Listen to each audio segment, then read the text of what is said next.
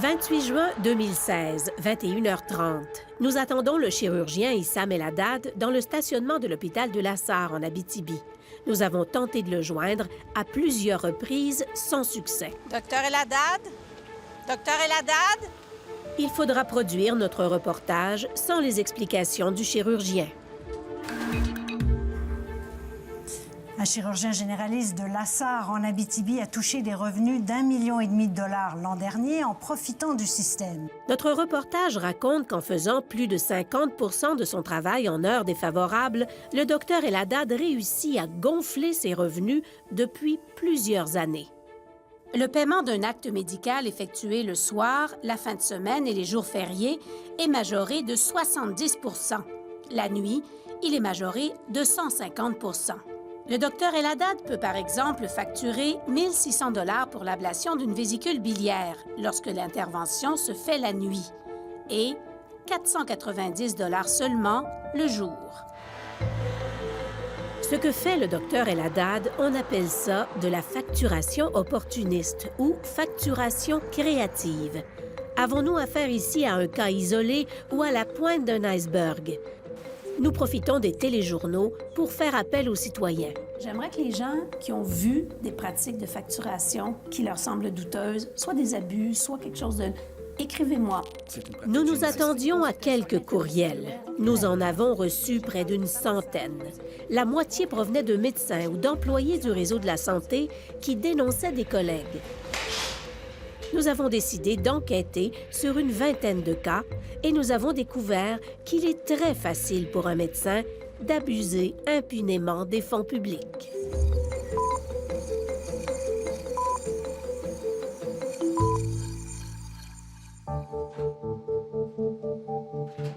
Au lendemain du reportage sur le docteur El Haddad, notre boîte de courriel déborde.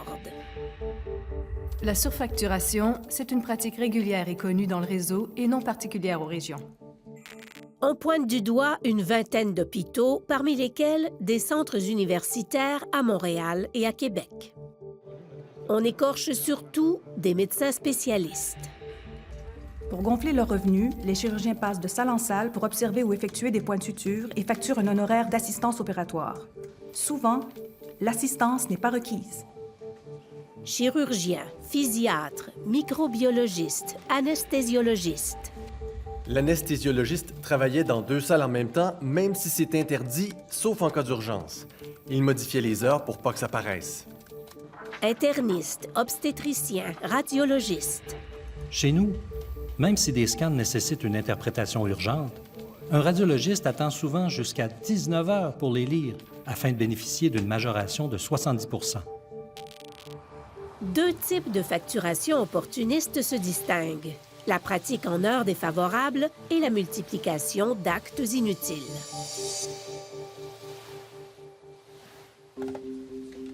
Nos dénonciateurs acceptent de nous parler au téléphone, mais tous refusent de venir devant notre caméra. C'est l'omerta qui règne ici. 2 technologues viennent d'être suspendus, sans solde, pour plusieurs mois, parce qu'ils ont parlé à une journaliste. Du côté des médecins, on invoque la peur d'être ostracisé. Il y a un climat d'intimidation dans le réseau. Si je témoignais ouvertement, certains médecins ne voudraient plus travailler avec moi. Puis comme on travaille en équipe, ça deviendrait difficile de faire mon travail. À défaut de pouvoir faire parler les gens, on décide de faire parler les chiffres. Pour les obtenir, il faut envoyer des demandes d'accès à l'information à la RAMQ, la Régie de l'assurance maladie du Québec. L'exercice est laborieux. Il exige d'apprivoiser le manuel de facturation des omnipraticiens, qui comporte 504 pages, et celui des spécialistes, qui s'étire sur 874 pages. À cela s'ajoutent 1902 pages d'ententes, d'annexes et de clauses spéciales. On y passe des semaines. Fin novembre, 21 demandes sont envoyées. Elles devraient permettre de faire la lumière sur les pratiques déviantes qui nous ont été dénoncées. La RAMQ dispose de 30 jours pour nous répondre. C'est la loi. En attendant, nous envoyons à Maître Jean-Pierre Ménard, avocat spécialisé en santé, une liste des médecins que les courriels ont identifiés. Nous voulons savoir si certains d'entre eux ont déjà fait l'objet de poursuites. C'est comme ça que nous faisons la connaissance de Madame Carrigan. The doctor said he was going to do some kind of operation, but he never said that he was going to do what he did. Le médecin dont parle Anna Maria Carrigan est un chirurgien orthopédiste de Montréal. Madame Carrigan le rencontre pour la première fois en 2013. Elle souffre de douleurs chroniques au dos, mais déjà, 2 chirurgiens lui ont dit qu'ils ne pouvaient rien faire pour elle. Le nouveau chirurgien, lui, propose d'opérer. I'm just a patient. I don't know. I trusted that. And I was so happy to be able to wait for an operation. Finally, I would get relief. En novembre 2013, Madame Carrigan passe sous le bistouri.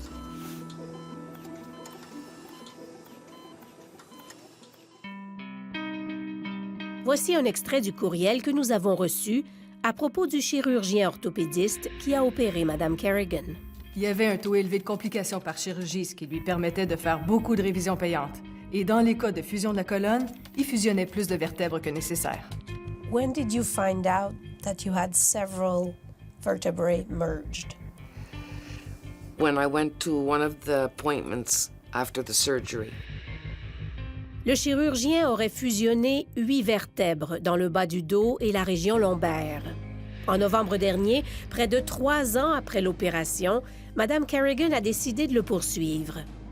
La poursuite allègue que la chirurgie a causé des séquelles neurologiques, une aggravation des douleurs de Mme Carrigan et une détérioration de ses capacités. Elle allègue surtout, s'appuyant sur l'avis d'un expert chirurgien orthopédiste, que la chirurgie n'était pas indiquée. Madame n'avait pas les conditions pour être opérée, dans le sens où Madame n'avait pas de limitation fonctionnelle suffisante pour justifier qu'on fasse une opération qui comporte un risque élevé. C'est au terme de la poursuite seulement que nous saurons si la chirurgie était indiquée ou pas. Pour ce qui est des motifs qui ont incité le chirurgien à opérer, pour le moment, lui seul les connaît. On envoie des chirurgiens qui ont le bistouri très facile. Mais le problème, c'est que la motivation du médecin est souvent difficile à établir parce que parfois, il y en a qui ont l'indication opératoire très large. Puis en médecine, bien, on va parfois accepter ces pratiques-là avant de penser que c'est motivé par d'autres intérêts. Qui peut intervenir auprès des médecins qui multiplient les actes inutiles? Le Collège des médecins, il intervient sur plainte, mais le Collège, dans ces médecins-là, fait preuve d'une très grande timidité. Les contrôles internes aux hôpitaux, il existe des contrôles internes. Mais tout ça, c'est confidentiel. Ça se fait d'ailleurs des portes fermées. La Régie de l'assurance maladie du Québec pourrait avoir des pouvoirs plus importants pour faire ça, ne veut pas le faire, ne l'a jamais fait non plus. Qui, au Québec, s'assure qu'on ne paie pas pour des actes médicaux inutiles? Autrement dit, qui, au Québec, s'assure qu'on en a pour notre argent? J'ai peur que la réponse à cette question-là soit personne. Damien Contandrio-Poulos est professeur à l'Université de Montréal. Il dirige actuellement une étude sur l'impact du mode de rémunération des médecins sur la performance du système de santé. Selon lui, le système québécois a 2 faiblesses. On paye les médecins à l'acte et on a décidé que personne n'était capable de regarder quels actes étaient faits à qui, quand, pourquoi. Si on cumule les deux, bien, c'est une énorme boîte noire dans laquelle on est certain qu'il y a une partie d'abus. On n'a aucune capacité de savoir si ces abus-là, c'est une fraction infinitésimale qui n'est pas problématique ou si c'est un gros morceau. Le problème est le suivant. La RAMQ a le mandat de dépister les médecins qui facturent des actes qui n'ont pas été posés. Si un acte a été posé, qu'il soit pertinent ou pas, elle paie. Sévir contre les médecins qui multiplient les actes inutiles, c'est le mandat du Collège des médecins. Le problème, c'est que le Collège n'a pas accès aux bases de données de la RAMQ qui lui permettraient de débusquer les abuseurs. Vous l'avez très bien, c'est que les gens qui possèdent les banques de données ne peuvent pas faire les enquêtes complète. Ce n'est pas leur mandat, c'est le nôtre. Mais nous, on n'a pas accès aux banques de données en général. On ne peut pas dire, bien, donnez-moi, par exemple, le portrait de tout ce qui se fait comme chirurgie au Québec. On n'aurait pas accès à ça depuis une dizaine d'années à cause des lois sur les informations personnelles. Le PDG de la RAMQ est au courant du problème. La demande du collège, là, c'est d'avoir l'ensemble des banques de données pour faire des études puis aller au-devant de certaines situations, mais il n'a pas le droit de les avoir actuellement. C'est un problème de changer la loi. Les chercheurs, comme Damien Contandriopoulos, vivent les mêmes frustrations. On a des endroits au Québec dans lesquels on sait qu'on a des taux d'intervention pour des chirurgies qui sont beaucoup plus élevés que la moyenne. Ça, c'est inquiétant. Ça veut dire soit les gens sont plus malades, soit on les opère pour rien. C'est les deux hypothèses. Dans les deux cas, on aimerait ça le savoir. Est-ce qu'on peut faire de la recherche là-dessus? Non, on peut pas. On n'a pas accès aux données sur les taux d'intervention. Ça, c'est juste des exemples, mais au Québec, on est de plus en plus dans un système dans lequel on n'a pas accès aux données dès que ça touche à la rémunération des médecins.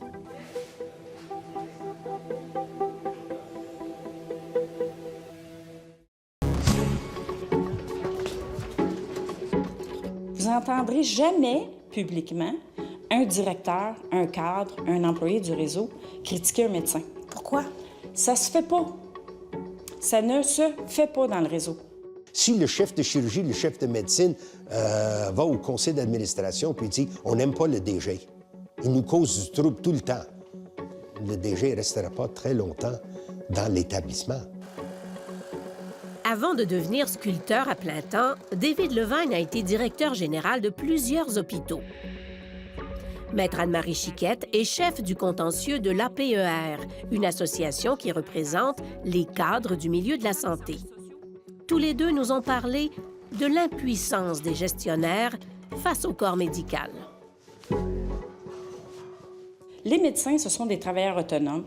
Ils ont chacun leur horaire dans l'hôpital. On ne les encadre pas, on ne fait pas leur paye, d'accord?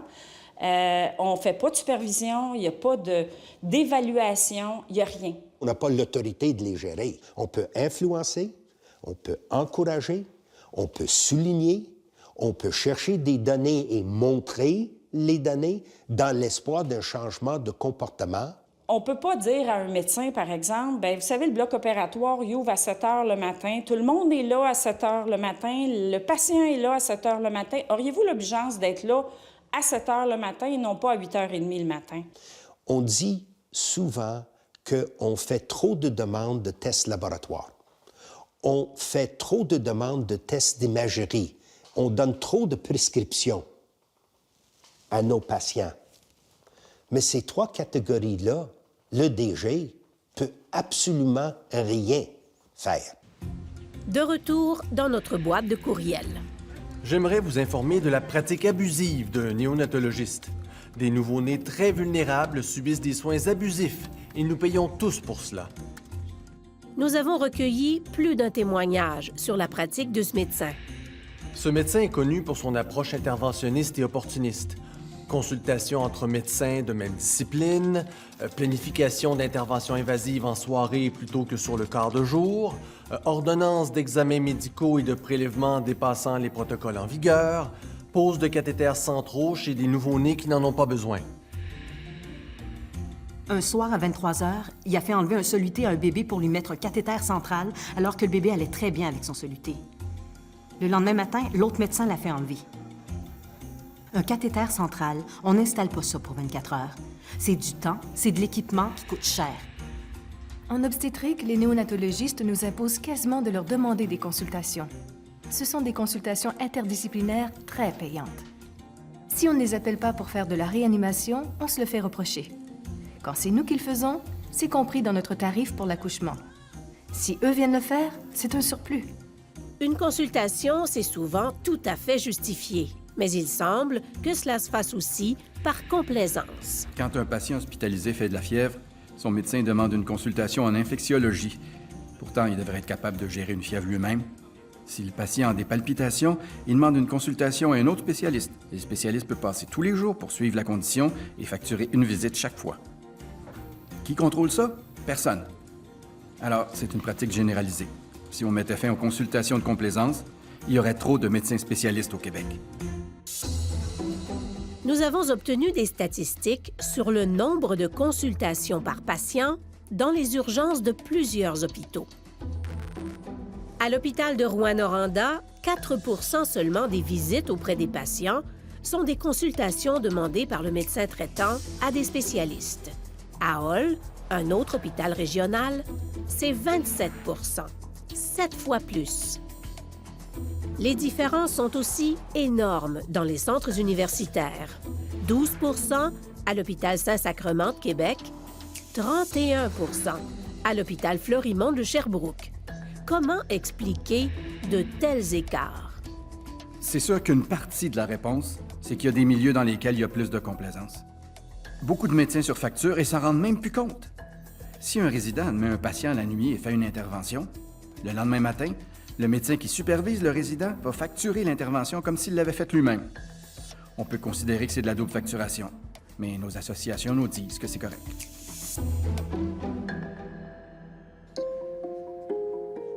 Damien Contandrio-Poulos est formel. Les médecins ne sont ni plus ni moins honnêtes que le citoyen moyen. Le problème, c'est leur système de rémunération. Notre système est un système qui favorise puis récompense l'opportunisme.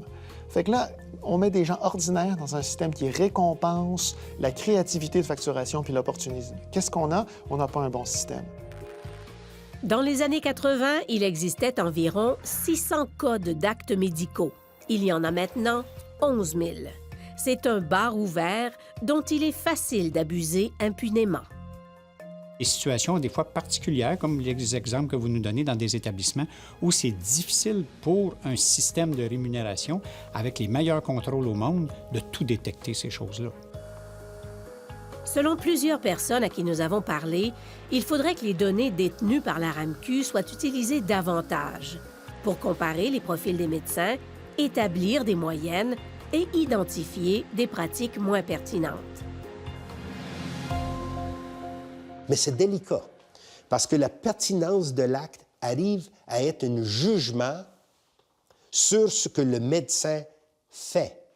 Mais c'est nécessaire à mon avis, parce que c'est uniquement dans l'évaluation du pertinence de l'acte qu'on va mettre un contrôle sur les coûts de notre système de santé.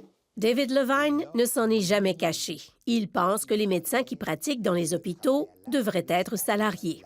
Si on avait rémunération à salaire depuis très longtemps, au Québec, le système de santé québécois serait complètement différent. La question de pertinence de l'intervention aurait été déjà mieux ciblée, mieux organisée. Qu'est-ce que ça réglerait dans le réseau que tous les médecins deviennent des salariés qu'on peut gérer? Si on peut les gérer, on peut planifier. On peut planifier, on peut économiser. On peut discuter avec eux des meilleures pratiques et des meilleures manières pour que ça nous coûte moins cher et qu'on en fasse plus. Pour le chercheur, le salariat n'est pas nécessairement la solution, mais des changements s'imposent dans le système de rémunération actuel. Pourquoi on ne sortirait pas de ce système-là pour essayer de créer un système qui favorise les comportements désirables? Puis quand on va sur le terrain, il y a plein de milieux de pratique dans lesquels les médecins s'organisent en groupe, se donnent des règles collectives, se partagent les affaires pas lucratives, font ce qu'ils peuvent pour régler les problèmes d'accès. On en voit plein de choses comme ça au Québec, mais c'est pas favorisé par notre système. Au Québec, le paiement à l'acte est loin d'être remis en question. La tendance est plutôt à la hausse. En 2015, 82 % des revenus des médecins spécialistes québécois provenaient du paiement à l'acte, alors que dans l'ensemble du Canada, la moyenne était de 58 %. Pour contrer les abus, on mise plutôt sur le renforcement des contrôles. Une nouvelle loi prévoit depuis peu des amendes très salées pour les abuseurs qui seront identifiés. La loi, elle est dissuasive parce qu'il y a déjà des gens actuellement qui sont en démarche envers la RAMQ pour se dénoncer eux-mêmes à cause des conséquences de cette loi-là. Le saviez-vous? La Régie de l'assurance maladie modernise ses systèmes de rémunération à l'acte. Le PDG de la RAMQ mise aussi sur le fait que les médecins seront désormais obligés de transmettre leurs factures sur support électronique. C'est un outil, je vous le dis, là, qui va nous permettre d'aller chercher même des cas atypiques de facturation, des cas individuels ou même des cas de masse. La RAMQ affirme qu'elle aura droit sous peu à de la main-d'œuvre supplémentaire. Si l'on en juge par les réponses qui nous sont parvenues à la suite de nos demandes d'accès à l'information, les renforts seront les bienvenus. La RAMQ a eu le temps de répondre de façon très partielle à seulement 5 de nos 21 demandes, malgré une prolongation des délais prévus par la loi. L'une de ces demandes portait sur le pourcentage des actes facturés le soir, la nuit et les week-ends par des chirurgiens généraux. Nous avons obtenu les données pour une quarantaine d'hôpitaux. 12 d'entre eux affichaient des taux de plus de 35 % d'actes facturés pendant les plages horaires payantes, alors que la moyenne québécoise est de 10 %. Un des hôpitaux affichait même un taux de 82 %.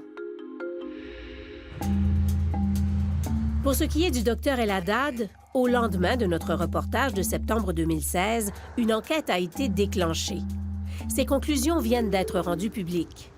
L'enquête corrobore que le chirurgien a abusé du système, que le directeur général de son établissement l'a laissé faire et que la RAMQ n'a rien vu.